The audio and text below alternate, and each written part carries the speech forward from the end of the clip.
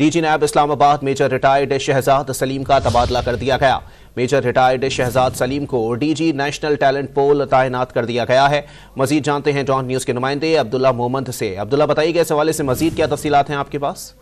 जी बिल्कुल, DG नैब major retired Shahzad Salim जो कि माजी में बहुत सारे तनाज़ात के शिकार रहा और उसमें खुद नैब के अंदर जो है वो इंक्वायरियाँ चल रही है। उसके बेटे को जो है वो टिके दिए गए थे गुज़िश्ता दौर हुकूमत में, जिसपे उनको मसाइल का सामना, और गुज़िश्ता रोज़ चेयरमैन नैब ने वाज़ेह किया था कि कुछ नैब के अंदर शिकायत है, इसलिए जो है वो मुख्तलिफ अमूर पर जो है कवर किया जा रहा है कि नैब से लोगों को कम से कम डराया जाए। इसी सिलसिले में गुज़िश्ता रोज़ भी नैब के अंदर कई तबादले हुए थे और तकर्री और नए तबादले हुए थे, और आज एक बड़ा तबादला जो माजी में तनाज़ात के शिकार DG नैब मेजर रिटायर्ड शहजाद सलीम है, उनका तबादला कर दिया गया है और मेजर रिटायर्ड शहजाद सलीम को DG नेशनल टैलेंट पूल तैनात कर दिया गया है।